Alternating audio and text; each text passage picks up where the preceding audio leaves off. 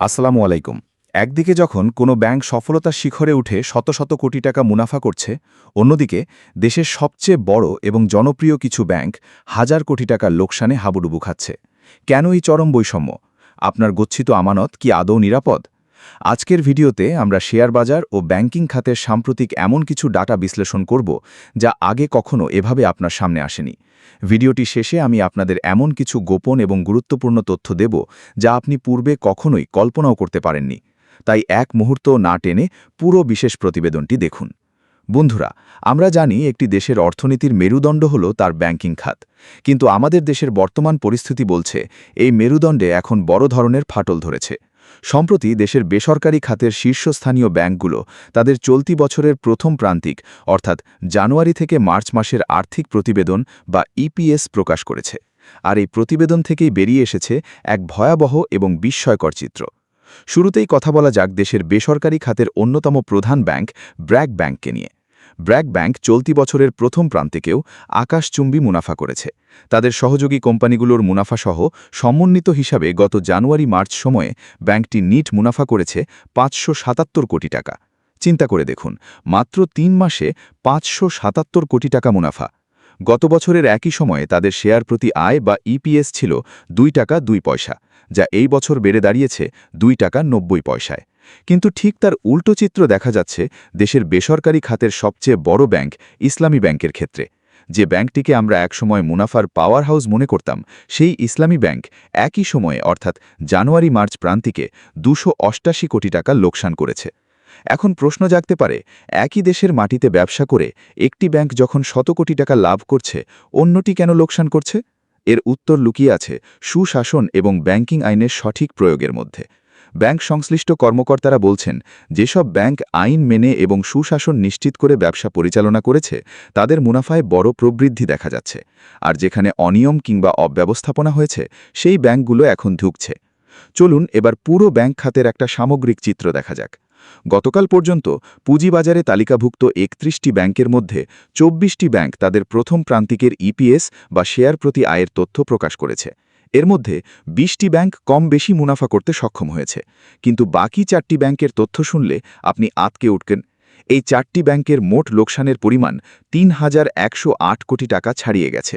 অথচ গত বছরের একই সময়ে এই ব্যাংকগুলোর লোকসান ছিল মাত্র ৯৭৭ কোটি টাকা, অর্থাৎ এক বছরের ব্যবধানে লোকসানের পরিমাণ কয়েক গুণ বেড়ে গেছে। এই লোকসানি তালিকার শীর্ষে রয়েছে ন্যাশনাল ব্যাংক।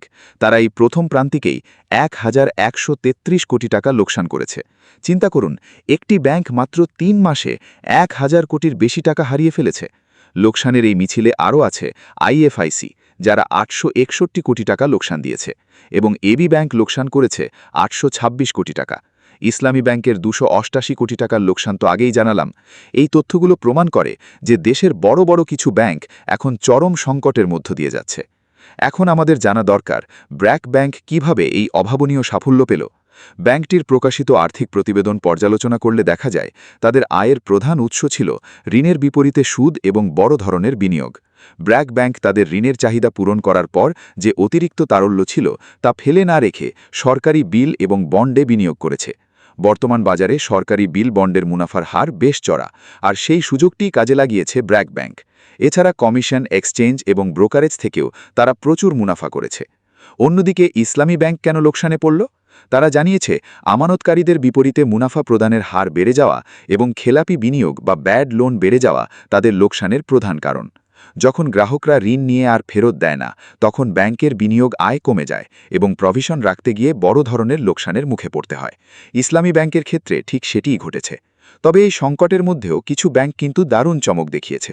টাকার অঙ্কে মুনাফায় ব্র্যাক ব্যাংক এগিয়ে থাকলেও শতাংশের হিসেবে বা প্রবৃদ্ধিতে সবাইকে ছাড়িয়ে গেছে ডাচ বাংলা ব্যাংক। চলতি বছরের প্রথম ৩ মাসে ডাচ বাংলা ব্যাংকের শেয়ার প্রতি আয় হয়েছে ২ টাকা ৭০ পয়সা, যা গত বছরের একই সময়ে ছিল মাত্র ৯২ পয়সা। তার মানে তাদের মুনাফায় প্রবৃদ্ধি হয়েছে ১৯৩%-এরও বেশি। সিটি ব্যাংকও পিছিয়ে নেই, তাদের মুনাফায় প্রবৃদ্ধি হয়েছে ১৫৯%। সিটি ব্যাংকের ইপিএস ৬১ পয়সা থেকে বেড়ে ১ টাকা ৫৮ পয়সা হয়েছে, সাউথ ইস্ট ব্যাংকের ইপিএসও 40 পয়সা থেকে বেড়ে 99 পয়সায় উন্নীত হয়েছে। পাশাপাশি eastern bank, Jamuna bank, mutual trust bank, prime bank, Shahjalal Islami bank এবং উত্তরা ব্যাংকও সন্তোষজনক মুনাফার তথ্য দিয়েছে। এর মানে হল, বাজারে তারল্য সংকট বা অর্থনৈতিক অস্থিরতা থাকলেও দক্ষ ব্যবস্থাপনা থাকলে মুনাফা করা সম্ভব। তবে মুদ্রার উল্টো পিঠও আছে। মুনাফায় থাকা 20টি ব্যাংকের মধ্যে 8টি ব্যাংকের অবস্থা খুবই নাজুক। তাদের মুনাফা হয়েছে নামমাত্র। যেমন স্ট্যান্ডার্ড ব্যাংক মাত্র 2 পয়সা ইপিএস দেখিয়েছে। এছাড়া মার্কেন্টাইল ব্যাংক 29 পয়সা, মিডল্যান্ড 17 পয়সা, এনআরবি 12 পয়সা এবং এনআরবিসি ব্যাংক 13 পয়সা মুনাফা করেছে। এমনকি ব্যাংক এশিয়া, ঢাকা ব্যাংক এবং মার্কেন্টাইল ব্যাংকের মুনাফা গত বছরের তুলনায় উল্টো কমে গেছে। ব্যাংক এশিয়ার ইপিএস 1 টাকা 29 পয়সা থেকে কমে 98 পয়সায় নেমে ঢাকা ব্যাংকের ইপিএস 80 পয়সা থেকে 56 পয়সা এবং প্রাইম ব্যাংকের ইপিএস 1 পয়সা কমে 1 টাকা 79 পয়সা হয়েছে। সুপ্রিয় দর্শক, এই পুরো পরিসংখ্যানটি যদি আমরা বিশ্লেষণ করি তাহলে একটি বিষয় পরিষ্কার: দেশের ব্যাংকিং খাতে এখন বড় ধরনের বিভাজন তৈরি হয়েছে। একদল ব্যাংক খুব দ্রুত উন্নতি করছে, আর অন্য দল ব্যাংক খাদের কিনারে চলে যাচ্ছে। এই পরিস্থিতি সাধারণ বিনিয়োগকারী এবং আমানতকারী উভয়ের জন্যই অত্যন্ত উদ্বেগের। যারা পুঁজিবাজারে ব্যাংকের শেয়ারে বিনিয়োগ করেছেন তারা এখন দ্বিধায় আছেন কোন ব্যাংকের উপর ভরসা রাখবেন। আপনাদের মনে নিশ্চয়ই প্রশ্ন জাগছে, এই যে ব্যাংকগুলো হাজার হাজার কোটি টাকা লোকসান দিচ্ছে, এর শেষ কোথায়? কেন কেন্দ্রীয় ব্যাংক বা সংশ্লিষ্ট কর্তৃপক্ষ কঠোর ব্যবস্থা নিতে পারছে না? মূলত সুশাসনের অভাব এবং খেলাপি ঋণের পাহাড়ই এই পরিস্থিতির জন্য দায়ী। যখন একটি ব্যাংকের বড় বড় ঋণগুলো অনাদায়ী হয়ে যায়, তখন সেই ব্যাংক তার মূলধন হারাতে শুরু করে, আর সেই ঘাটতি পূরণ করতে গিয়ে সাধারণ আমানতকারীদের টাকা ঝুঁকির মুখে পড়ে। বন্ধুরা, প্রতিবেদনের শুরুতে আমি বলেছিলাম ভিডিওর শেষে আপনাদের এমন কিছু গোপন এবং গুরুত্বপূর্ণ তথ্য দেব যা আপনি পূর্বে কখনোই কল্পনাও করতে পারেননি। এখন সেই সময়। ব্যাংকিং খাতের এই যে বিশাল ব্যবধান, ব্র্যাক ব্যাংকের 57 কোটি মুনাফা বনাম ন্যাশনাল ব্যাংকের 1133 কোটি লোকসান, এটা আসলে কোনো কাকতালীয় ঘটনা নয়। এর পেছনে রয়েছে ব্যাংকগুলোর ইনভেস্টমেন্ট পোর্টফোলিও এবং রাজনৈতিক প্রভাবের এক গোপন সমীকরণ। গোপন তথ্যটি হল, বর্তমানে ব্যাংকগুলোর লাভের একটা বড় অংশ আসছে সাধারণ মানুষের দেওয়া ঋণের সুদ থেকে নয়, বরং সরকারের কাছে করা ঋণ বা ট্রেজারি বিল থেকে। যখন সরকার বাজেট ঘাটতি মেটাতে ব্যাংক থেকে ঋণ নেয়, তখন তারা চড়া সুদ দেয়। যেসব ব্যাংক সাধারণ মানুষকে ঋণ না দিয়ে নিরাপদে সরকারকে ঋণ দিয়েছে, তারাই এখন বড় মুনাফা করছে। তার মানে ব্যাংকগুলো এখন সাধারণ উদ্যোক্তাদের সহায়তা করার চেয়ে সরকারের পাওনাদার হওয়াকে বেশি লাভজনক মনে করছে। এটি দীর্ঘমেয়াদে দেশের শিল্পায়ন এবং কর্মসংস্থানের জন্য এক ভয়াবহ সংকেত। দ্বিতীয় গোপন তথ্যটি হল, যেসব ব্যাংক বড় লোকসান দেখাচ্ছে তাদের প্রকৃত লোকসান হয়তো প্রকাশিত তথ্যের চেয়েও অনেক বেশি। কারণ অনেক ব্যাংক তাদের খেলাপি ঋণ লুকিয়ে রাখে কিংবা রিশিডিউল করে কৃত্রিমভাবে ব্যালেন্স শিট ভালো দেখানোর চেষ্টা করে। এই 4টি ব্যাংক যে বিশাল লোকসান দেখিয়েছে তা হয়তো হিমশৈলের চূড়া মাত্র। এর গভীরে লুকিয়ে আছে আরও বড় অনিয়ম।